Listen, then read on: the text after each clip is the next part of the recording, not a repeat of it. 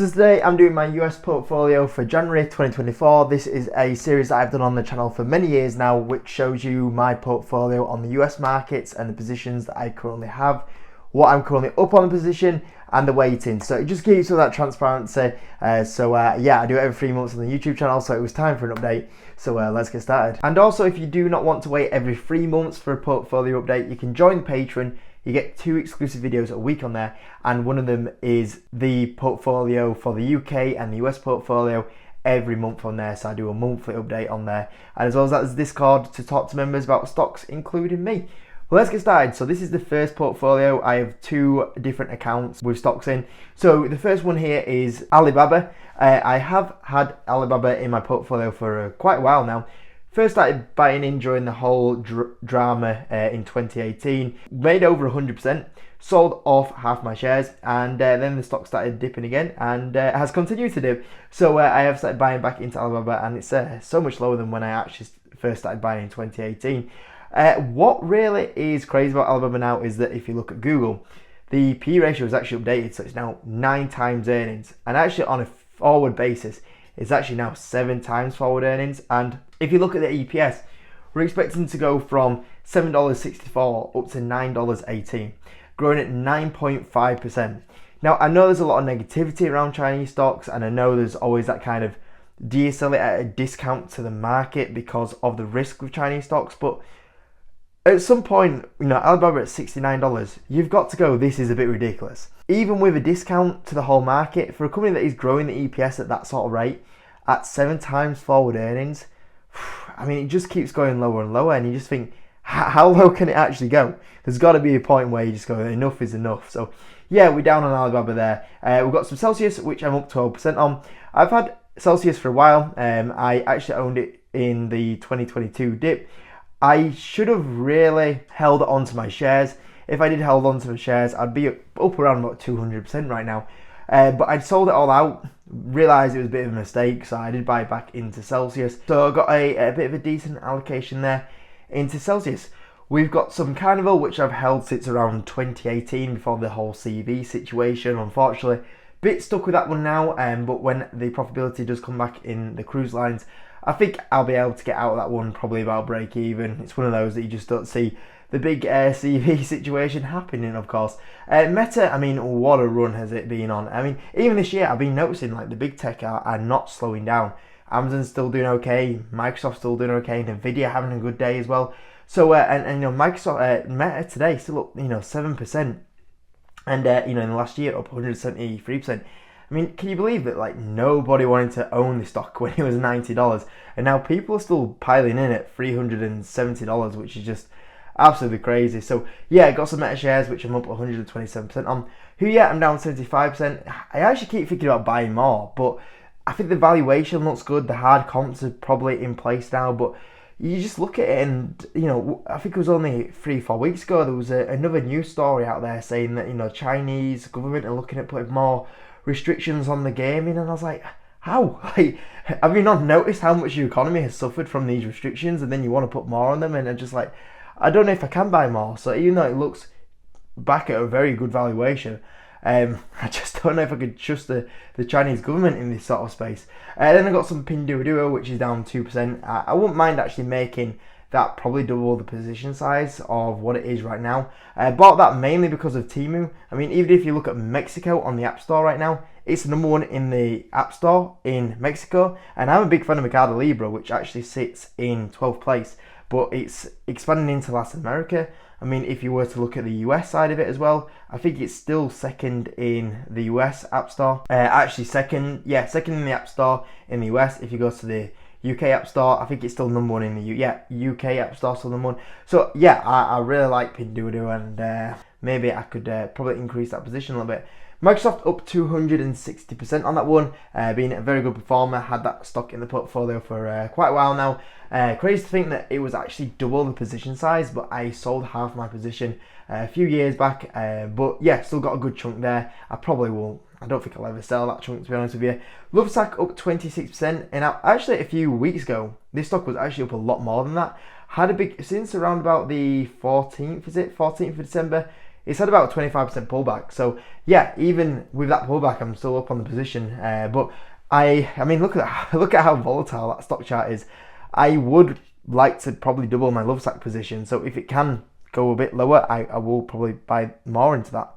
We've got some T-Doc down 82%. I've just really ignored T-Doc. I've been more focusing on buying Hims and Hers.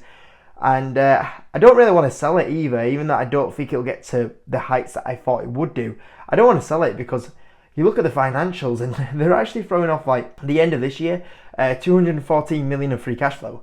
And the company's valued at 3.5 billion. Now, I don't think it'll ever get to crazy higher share price than this, but there's a point where you go, it's probably a little bit too low here. And, you know, you look at the likes of Amazon, if they want to expand the healthcare business, I mean, buying T-Doc at a 50% premium to where it is right now, I think makes a lot of sense.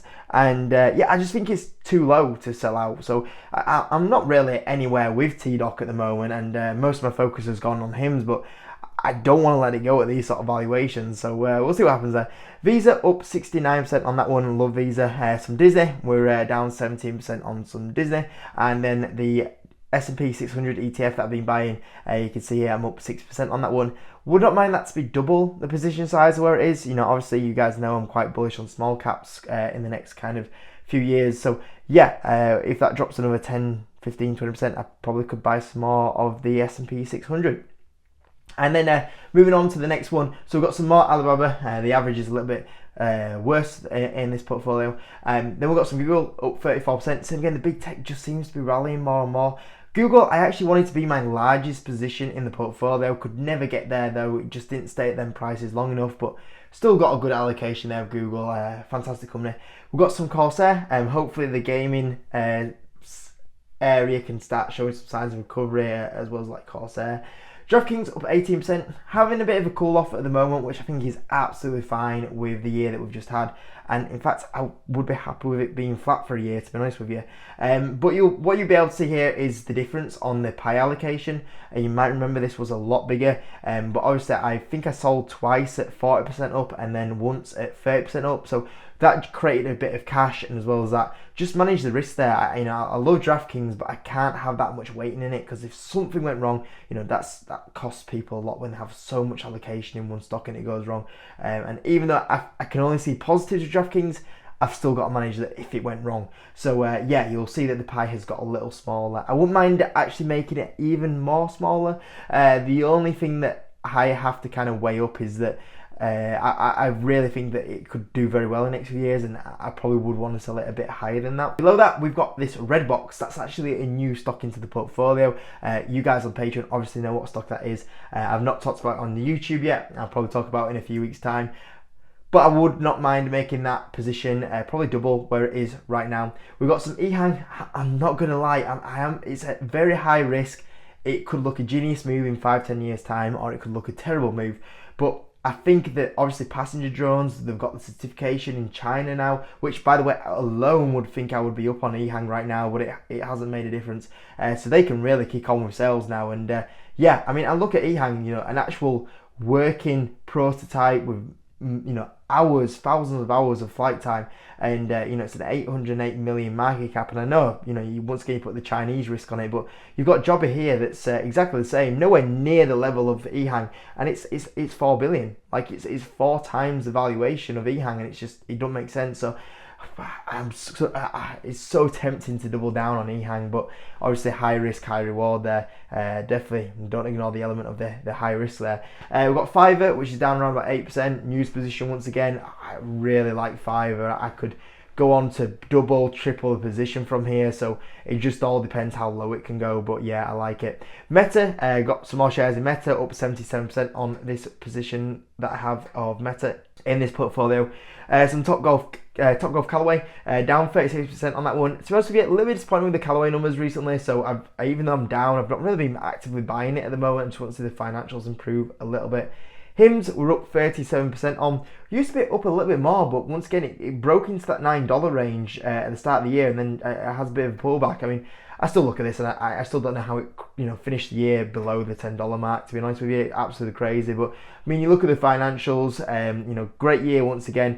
2024, I really want them to hike up this guidance. I mean, 26% growth is still good, but I realistically would expect them to grow more towards 40% by the time the year ends. So hopefully we hike that up once again like we normally do. EPS wise, I would like them. I mean, obviously it's going to go from 0.14 loss to 0.6 loss, which is a big improvement, but I think it's time for Hims and Hers to show positive EPS now. I think that would help the case a little bit, and I think that they can manage the the profitability side to get there, even if it does sacrifice a little bit of growth. I think it would be good to get there. So yeah, that's the key things I'm looking for that one, but I still don't know how it's below $10. We've got some InMode down 4%, which funny enough, today having an okay day, today actually, they actually came out with their prelims for Q4. I thought these were really good. It was good to see them back in a good direction actually. Q4, they hiked up their revenue range by 3 million, which is good. From a revenue point of view, that means they hiked up the full year by 3 million. EPS, which was probably the biggest part, non-GAAP EPS was hiked up as well by around over 10%, which is impressive. Maybe the thing that held it back today is the guidance. They did cut the guidance below the consensus, but that's what is InMode do. They're very good at managing expectations. Now from a point of view is that the growth there is basically suggesting they're going to be they're going to be flat for this year, and that now gives them the platform now that if they have a tough year, it's all priced in. But if the big thing that's been affecting them is these interest rates, and they start calming down or even cutting by the end of the year, and that will really help them. So I think this is just really clever management for InMode. They're very good at the managing expectation side of it, and they've kind of got it, looks like, back under control now. So I mean, you look at the company, and yeah, I mean, if it's doing these numbers in this time frame at 10 times earnings, imagine what we're going to do when we get back into a better environment and lower interest rates. So yeah, pretty impressed what's InMode have just actually put down today. I thought it would be up a little bit more than that, what it is actually. Play 13, that's the other high risk stock that I have, MJ Play. Hopefully they can manage the costs, expand into Florida a little bit more this year, and we'll see where that one goes. Mercado Libre up 60%. Obviously, absolutely love Mercado Libre. I'm just happy to hold that one. I think they're going to have a very good next 5-10 years. SoFi up 13%. This has actually had a major pullback in the last few days. Would like to buy more SoFi. If you can have another 5-10% drop, you'll probably see me buying SoFi. So we'll keep an eye on that one. And then we've got some, I mean, you got the fintechs here, PayPal, Block. I mean, all the fintechs have just been hated on, haven't they, recently? So I mean, Block I would like to buy, but the problem is that I'm so focused on like buying PayPal once a month.